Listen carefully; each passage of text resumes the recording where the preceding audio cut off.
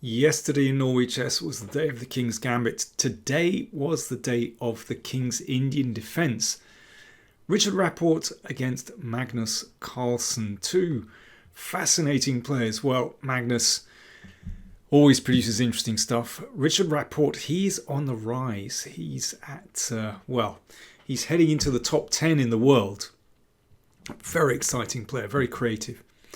So Rapport had the white pieces. Don't forget, like, comment, share and subscribe. Do consider supporting us via PayPal and Patreon as well. You'll find the links down there somewhere. So Rapport with the white pieces. It's a King's Indian. Interesting to see Carlsen play the King's Indian. I suspect this is a way of not giving away too much of his preparation for the World Championship match in November. I very much doubt whether we'll see a King's Indian there. Anyway, it's good to sit here. It's a fascinating opening.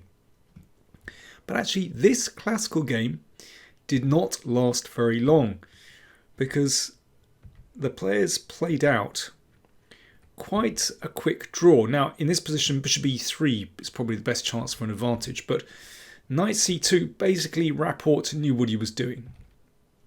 He went for this line, which basically just ends in a forced draw after this. And now it's just perpetual check. It's not as though this is original. It's been seen many times before.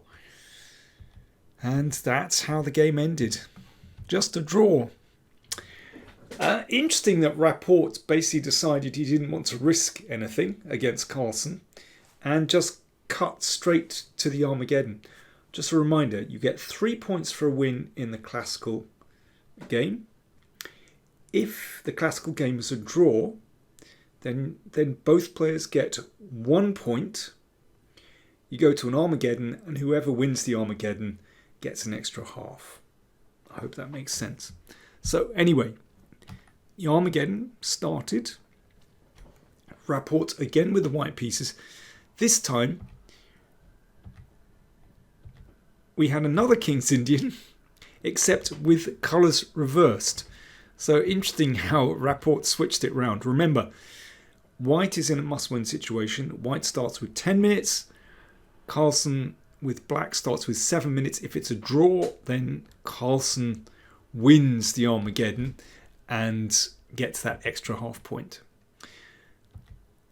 So knight a3. Well, you can play moves like knight a3 in the King's Indian because either you're going to support c4 or you're going to play e4 and conquer that c4 square for the knight. So knight a3 might look outlandish. In fact, it's completely normal. So there we go, e4. Now, principled way to play is to close the position and to gain a space advantage. Knight c4, there we go. So the knight comes in, attacks the pawn on e5. Queen c7, which is fine, supporting this pawn. But now knight g5 wins one of the bishops. And I think that's quite a big deal, actually. Although at the moment, black's structure looks like a very strong shell. The thing is, once white plays f4, then it looks a bit weaker when there's no dark squared bishop here to support that pawn chain. So I think already Rapport has reasonable chances. Now, Carlsen went for it with h5, this typical attack on the king's side. Black could also play b5 here, just to sideline that knight, but maybe Carlsen felt that, you know, something like this would give white reasonable play on the c-file. But all this, it's very hard to judge. But h5 is absolutely typical, going for the attack here. So it means after f4, of course, it's hard to play the King's Indian without playing f4. Now h4, and black tries to open lines. And of course, the king should hide over here. But it's not that clear. Queen e1, I think this is a really nice move from Rapport. So after pawn takes pawn, the queen comes out to g3, and as I mentioned before, this pawn actually needs a bit of protection from a dart square bishop. Here that's just not possible. You know, you can imagine this diagonal opening with a dart square bishop where it would be fatal. But this one is very different. Carlsen decided to castle. I mean, a fundamental decision here is whether to take on c4. It's really hard to know. I think that would actually give black more security, because black has a greater hold over the e5 square. But Carlsen just castled straight away. Now b3, so that means that white can recapture with the b pawn if the bishop takes. Knight h6, Carlsen hastens to castle.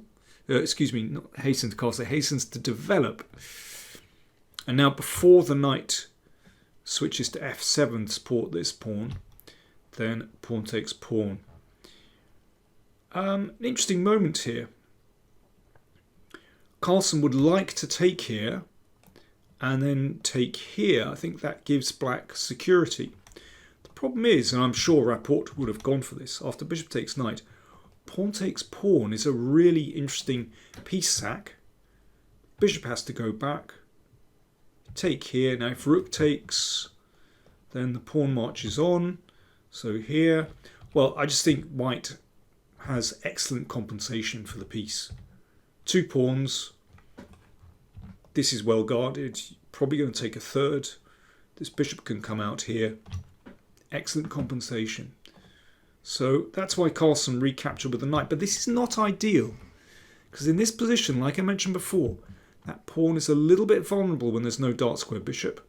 The queen stands beautifully on g3, and I think c3 is an excellent move. Just chipping away at this structure. Of course, you know, he would love to open up the c-file. Knight g4, so Carlsen wants to bring this in. Maybe just giving up a pawn here. Maybe bringing the knight back here, supporting this. It's possible for Rapport just to play like this. And rook c1, that's not bad. But pawn takes pawn, also very interesting. Now, I think Carlsen should recapture with the rook here, but he went e takes d4, allowing bishop f4, and this is so scary, with the queen and bishop slicing through to the queen side. Golly, it looks so chancy for black now, and Rapport cranked up the pressure with rook c1. It's already very difficult for black, actually. You know, rook takes pawn, just bishop f3, threatens the knight, and then you take the rook. If b6, then b4 obviously just keeps breaking open lines. Carlsen played g5, and now there is a forcing move, forcing sequence for Rapport that gives him a very good position. Rook takes pawn, check. Rook c1. So this is an exchange of two rooks for the queen. But in this position where black's king is pretty exposed, then it's got to be fun to have the queen here. Rook takes pawn. Now that's a pretty risky move when somehow black's pieces are kind of dangling by a thread here. Bishop takes pawn on g5. Good move, so that bishop breaks through. Now, here's the key moment. There's a lot of pieces on the g-file here, but white can just kind of sidestep everything and plunge in with the queen. This is the problem when you advance your pawns, that if your opponent ever manages to break through, then yeah, the queen comes into this big vacuum, and this is highly unpleasant for black. So Carlsen exchanged. Rook takes, queen takes bishop. I should mention the clock times actually, because I think from memory they were down to something like 2 minutes for Carlsen, around about 5 minutes for Rapport. Now, Rapport had time here. He had time to think things through.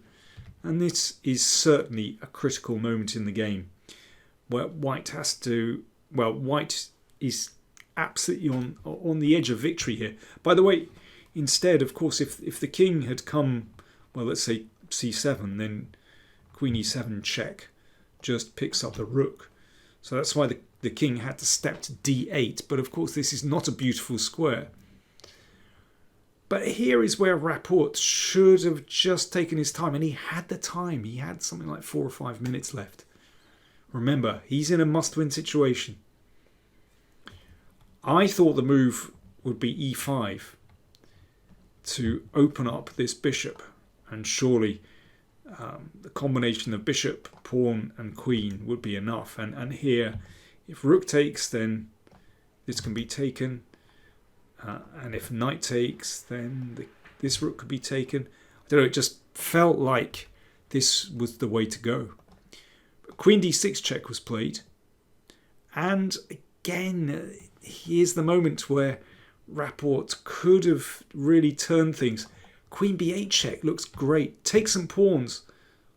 If the king goes back, well, you can take some more, with a check. So if the king goes forward, check again.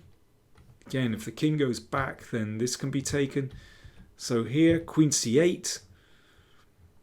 In fact, it's actually very, very difficult for these pieces to get anything on the king. And this queen is causing havoc at the other end of the board. White should be winning this position. And once again, this move e5 is quite good fun for white. But Rapport quite quickly played bishop f3. He must have thought this was just winning,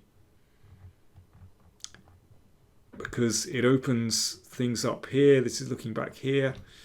And there's maybe a queen e6 check and picking this up.